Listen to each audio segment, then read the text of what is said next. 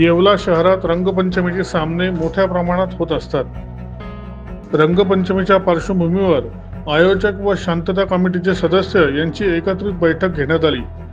या बैठकीत पोलीस निरीक्षक धीरज महाजन यांनी सर्वांना मार्गदर्शन केले।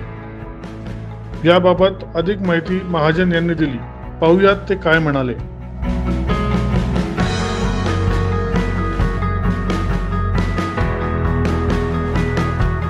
पोलीस निरीक्षक धीरज प्रकाश महाजन, येवला शहर पोलीस ठाणे। आपल्या सर्वांना होळी, धुलीवंदन आणि रंगपंचमीच्या तसेच रमजान ईदच्या सर्वांना हार्दिक शुभेच्छा। आपल्या सर्वांना माहिती आहे की येवला शहरामध्ये रंगपंचमीचे सामने होत असतात आणि या सामन्यादरम्यान दोन्ही बाजूने ट्रॅक्टरवर येऊन सामने खेळले जातात। तर माझी आज शांतता कमिटीची बैठक घेण्यात आली आणि त्या बैठकीमध्ये मी या येवला शहरात शांतता राहावी म्हणून आपल्या सर्व नागरिकांना आवाहन केले आहे। याबद्दल मी सर्वांना परत शुभेच्छा देतो। धन्यवाद।